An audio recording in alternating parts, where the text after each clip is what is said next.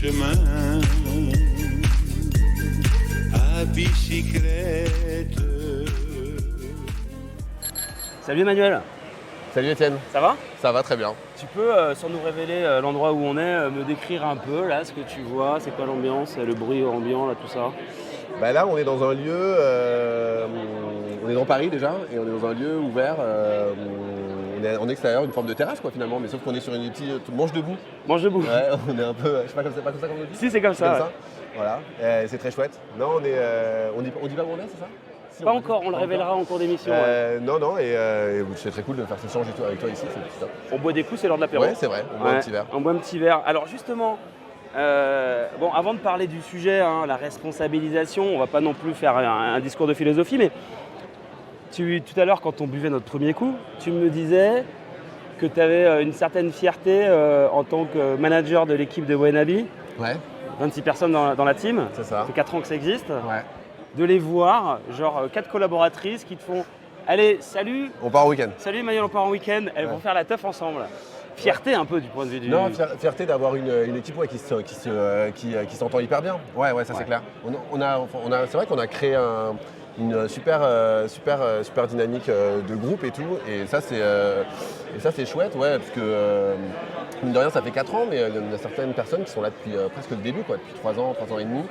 Et ouais, je suis hyper content de les voir encore, hyper motivés et qui s'entendent entre eux trop bien. Donc ouais, ça c'est cool. C'est vrai que ça fait partie des fiertés. Ouais. Et une certaine du coup responsabilité de ta part vis-à-vis de ce qui se passe par rapport aux collaborateurs dans la boîte. Bah responsabilité, ouais, parce que tu as clairement envie que, tu as envie que cette expérience, quel que soit le temps qui passe chez Wenabi, tu as envie que cette expérience elle leur serve, qu'elle soit pour demain, tu vois, des acquis, des compétences acquises, etc. Et puis moins responsabilité parce que j'ai envie que les gens se sentent bien quand ils travaillent chez nous, quoi. Je veux que ça soit vraiment une expérience positive. Il y a beaucoup de boulot parce que quand on est au début d'un projet comme ça, même si c'est 4 ans, au final, ça reste des petites boîtes avec des charges de boulot de temps en temps qui sont quand même assez lourdes. Ouais, des pics et des creux à absorber, quoi. Ouais. Et je sais que beaucoup consacrent pas mal de temps. Et donc voilà, ça on essaye toujours de faire mieux, parce que je pense que la vie perso par ailleurs est très importante, il faut garder un équilibre et tout. Mais de voir, d'essayer de responsabilité sur le fait que ça soit, que des personnes qui viennent chez Wenabi en ressortent avec quelque chose de positif, quelle que soit la durée qu'ils ont passée chez nous, c'est hyper important pour moi. Donc là, on a appréhendé le sujet de la responsabilité par le prisme managérial. C'est un des prismes, parce que la responsabilité, c'est un sujet qui est très vaste. On parle de la vie, quoi, tout simplement. Mais Wenabi, pour le coup, l'action de la structure que tu as montée il y a 4 ans s'inscrit dans l'économie sociale et solidaire avec, en toile de fond, naturellement, puisqu'on parle d'impact, on parle de responsabilité, s'inscrit dans cette responsabilisation de la société. Parle-nous un petit peu de ce que vous faites, parce qu'on n'en a pas encore trop détaillé, mais vous faites quoi chez Wenabi ? Alors en fait, alors nous dans le principe de responsabilité, c'est vrai que c'est important. Je pense qu'aujourd'hui, des entreprises, elles ont, et de toute façon ça leur est demandé, c'est-à-dire la RSE, responsabilité sociétale des entreprises, je pense que tout le monde en parle, tout le monde l'applique, et on le disait tout à l'heure, c'est une lame de fond, c'est quelque chose qui doit être instauré maintenant dans une entreprise qui à la fois se crée ou qui existe. Donc ce principe il est hyper important et nous on répond à cet enjeu-là. Ce qu'on fait, nous, très concrètement, c'est qu'on met en relation des assos qui ont des besoins, des assos d'intérêt général et des entreprises qui sont prêtes à se mobiliser et à mobiliser leurs collaborateurs.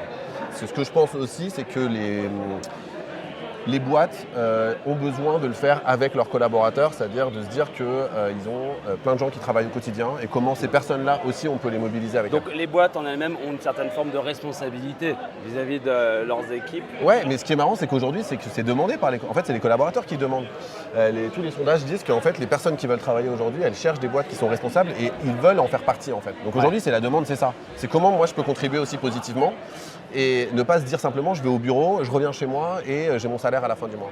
Évidemment, c'est une partie hyper importante, mais en tout cas, l'importance de l'impact et de la responsabilité de l'entreprise, ça prend une ampleur, je pense, qui en fait est normale aujourd'hui, parce qu'on va pas vivre dans un monde où finalement tout le monde tire dans son coin pour sa personne, et au final avec des externalités négatives, si je peux utiliser ce terme, qui sont terribles pour la planète, pour la société.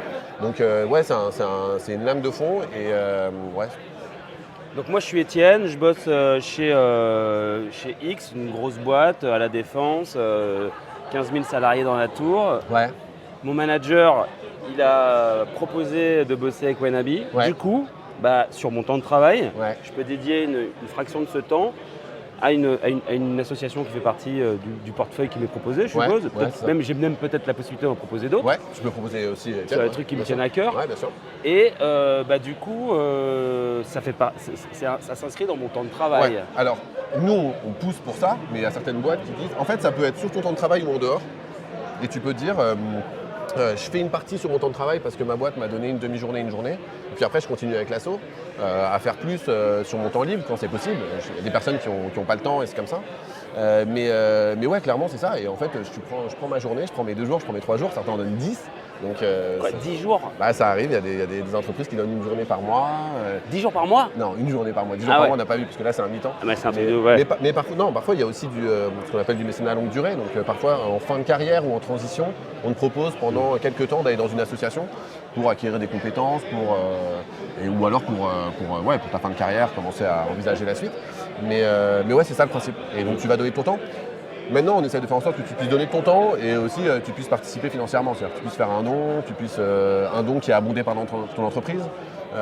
Et donc, tu puisses soutenir des assos malgré le fait que tu travailles et malgré le fait que tu n'as pas forcément le temps d'habitude pour faire. On va parler un peu de la trajectoire entrepreneuriale. Tu me disais, quand on buvait notre première bière, excusez-moi, on va peut-être pas en boire tant que ça, mais quoique, que tu me disais que toi, tu avais une fibre associative qui t'avait amené, on va dire naturellement, finalement, au projet Wannabe. Ouais. Là, je rentre sur le terrain du conseil entrepreneurial parce qu'il y a une volonté aussi d'accompagnement, de réponse à des questions pour des auditeurs qui nous écouteraient, qui se posent des questions. Et il y en a plein, je crois, de plus en plus. C'est donné à tout le monde d'entreprendre, il faut avoir des fortes convictions. Comment ça se passe? Alors ça, c'est toujours le truc. Je pense que c'est pas tout le monde ne deviendra pas entrepreneur. Tout le monde n'a pas envie de le faire. Donc c'est ce qu'on disait. On n'a pas envie tous d'être entrepreneurs. Après, comment ça se passe à un moment, je pense qu'il faut être porté par son projet. C'est-à-dire qu'il faut croire beaucoup dans l'idée qu'on a et dans l'envie de le faire. Et après, il faut être prêt à vivre l'aventure qui suit. C'est quoi l'aventure? On ne sait pas ce que ça va donner.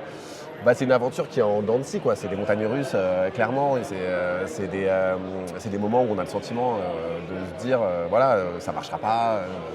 Nous, le début, on avait vraiment, on se disait, on fait ça, mais est-ce qu'on arrête? On continue. On se mettait des objectifs tous les 3 mois. Tous les 3 mois, on disait, mais où on en est en 3 mois? Est-ce qu'on a atteint ces objectifs-là, tu vois? Parce que sinon, on te dit à des jours, mais ça marchera jamais ton truc, c'est quoi cette idée? Et puis le lendemain, on te dit, mais c'est super, génial. Voilà. Ah oui, donc il y a le facteur externe qui est... Ouais, c'est le facteur externe. En fait, c'est souvent des rendez-vous, que ce soit des rendez-vous informels ou pas. C'est que tu as des gens qui vont te dire que c'est top et d'autres qui vont te dire ça va pas. Et sauf que si tu enchaînes 2-3 regards négatifs... 2-3 ça va pas? 2-3 ça va pas, ou d'un tu te dis, mais est-ce que en fait, c'est peut-être qu'ils ont raison? Ouais. Donc en fait, il faut être résilient à fond. Ouais. Se dire qu'une semaine passe et que la suivante peut être complètement différente. Et pareil, quand ça marche hyper bien, se dire aussi qu'il ne faut pas s'enflammer parce que ça peut redescendre un peu. Donc il y a ça, il y a être prêt à affronter ça. Et être prêt aussi dans sa vie perso, parce que je pense que quand on entreprend, notamment au début, il faut soit être soutenu, soit être en capacité de le faire, mais sinon c'est pas si facile quand même. Alors justement, la question de l'accompagnement, c'est vachement important, à la fois dès le départ, je veux dire, au lancement de l'aventure, est-ce que c'est un truc qu'on fait seul ou à 2 ou à plusieurs? Une question légitime. Ouais. Et derrière cette question, il y a aussi la question de l'agrégation des compétences. Tu vois, on parle vachement de Startup Nation, on parle vachement de briques techno. Enfin, tu vois, moi par exemple, je ne suis pas un geek, je ne suis pas un nerd.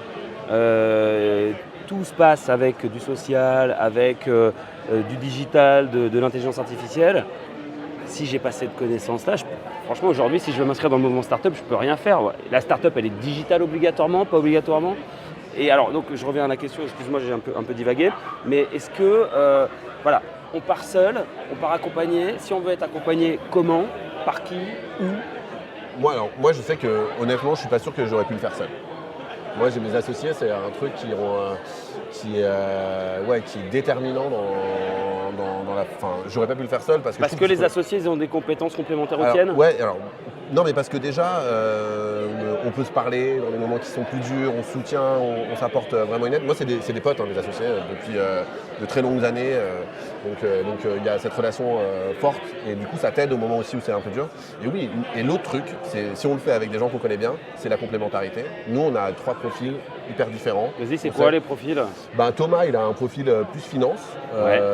Et donc du coup, lui, c'est lui qui a eu l'idée au départ et qui a senti qu'on pouvait aller là-dedans. Le business model? Ouais, et lui, il s'occupe de la partie financière et aussi de la partie orga, interne, process. Et ça correspond bien à tout son background et tout, donc là-dessus. Et Aristide, lui, c'est notre CTO. Aristide, il est brillant. Ah si, il est brillant, bien sûr, et Thomas aussi. Mais Aristide, c'est le CTO, c'est un dev pur qui a développé toute la plateforme au début sans rien, quoi. Et sans lui, c'était impossible. Même si on a commencé avec Thomas tous les deux, et après, on allait rechercher Aristide, ce qu'il ne pouvait pas au moment où on s'est lancé. Mais c'est pas... pour moi, c'était essentiel d'être hyper bien entouré comme ça pour le faire, quoi. Ouais. Et du coup, la brique techno, je reviens à ça parce qu'aujourd'hui, on parle beaucoup de digital. Toi, on en parle un peu partout. Est-ce qu'il faut vraiment, de ton point de vue aujourd'hui, avoir cette intentionnalité digitale dans le lancement d'un projet, ou est-ce que finalement, on peut faire transformation de tel produit sans du tout du digital et se considérer comme une start-up et comme un entrepreneur Ouais. En fait, la définition de la start-up, après, on n'est pas obligé d'avoir toute cette envie-là. On peut être entrepreneur, lancé, sans forcément faire une start-up et chercher l'hypercroissance. Le seul truc avec l'hypercroissance, c'est qu'à un moment, il faut de la scalabilité, c'est le truc, il faut savoir comment ton modèle le fait. Et donc, du coup, évidemment, le plus simple, c'est le digital pour ça. Maintenant, des projets qui sont pas digitaux, il y en a plein, qui sont super. Je pense que c'est pas une fin en soi. En revanche, si on veut faire un projet digital, parce que c'est ça qui nous plaît et qu'on n'y connaît rien, moi j'ai découvert qu'en fait on pouvait quand même s'y intéresser et comprendre pas mal de choses, sans savoir coder finalement et connaître bien les technos et tout. On peut se dire exactement ce qu'on veut, commencer à penser à la solution. On peut aller assez loin avec la personne qui sera capable de le faire. Donc non, je pense que c'est pas un frein. Si on est intéressé, de toute façon on apprend sur le tas, mais il faut quand même s'entourer d'un mec qui est quand même bon à un moment pour développer, quoi. Première personne que j'ai interviewée pour cette 4e saison de la bicyclette, d'ailleurs tu le connais, c'est Johan. Je lui ai demandé si dans l'ESS tout avait déjà été fait ou est-ce qu'il y a encore de la place pour la création. Est-ce que tout a été fait ou est-ce qu'il y a encore moyen alors pas forcément avoir de la place pour la place, mais créer, disrupter un modèle. Est-ce que tout a été fait ou il y a de la place encore pour les futurs mecs? Je pense qu'on ne se rend pas compte à quel point on est en train de... Il y a un changement de fond de paradigme, qui est un changement de la façon dont on a consommé, la façon dont on a fonctionné depuis des années. Donc en fait, on est en train de tout revoir. Tout à l'heure, on prenait des exemples de projets qui sont là pour réutiliser, redonner une seconde vie à des produits dans le social, dans l'environnement. En fait, on est en train de revoir notre mode de vie parce qu'on se rend compte qu'à un moment, ça a des limites. Donc des projets, il y en a plein à créer, à faire encore. Il y a la place pour énormément de monde. Moi, je dirais juste, quand on se lance dans un projet à impact social, il y a un truc qui est important à garder en tête, et ce que nous, on a essayé de faire depuis le début, c'est quelle est la viabilité économique de mon projet. Parce que, en fait, des idées qui peuvent un petit peu être révolutionnaires, ou en tout cas changer le monde ou améliorer, si elles n'arrivent pas à être ancrées, en tout cas financièrement, et qu'elles n'ont pas de viabilité, c'est compliqué à tenir. Et donc, il y a plein de choses qui ont existé et qui sont mortes aussi. Il y a quand même plein d'entrepreneurs qui ont lancé des super projets, qui ont eu 1 an d'existence, 2 ans, et puis d'un moment, ça chute. Donc, c'est un élément hyper important. C'est son modèle éco, je dirais, assez vite, quoi. Pensez tout de suite modèle éco. Qu'est-ce qui drague les financeurs aujourd'hui? Parce que la rentabilité dans l'économie de l'ESS n'est pas forcément la plus rapide, la plus spontanée, la plus évidente. Ouais, mais les chiffres sont quand même... les boîtes de l'ESS, en tout cas des boîtes qui ont un impact positif, on se rend compte dans le temps que c'est celles qui ont la meilleure... qui ont des chiffres... Il y a peut-être pas, c'est moins court-termiste, mais au final, en termes de sécurité d'investissement, ça se débat largement parce que les chiffres sont souvent meilleurs. Donc après, les investisseurs aussi se rendent compte que le monde change et qu'ils ont besoin aussi d'investir dans des solutions du futur. Qu'est-ce qui va être les entreprises qui marcheront dans 5, dans 10 ans. Donc ouais, tu as raison, c'est le temps long, je pense. C'est le temps long et la fameuse lame de fond aussi dont on parlait, de l'entrepreneuriat à impact. Je pense que nos auditeurs t'ont écouté avec énormément d'attention, mais ils veulent vraiment savoir où on est là, avec cette petite bière bien fraîche. Emmanuel, tu nous révèles l'endroit? Alors oui, on est au Ground Control, dans le 12e, à côté de Doménil, à côté de Gare de Lyon. Ça t'arrangeait parce qu'après tu vas aller à Bercy. Ouais, et ça m'arrangeait parce que c'était à côté de chez moi. Putain.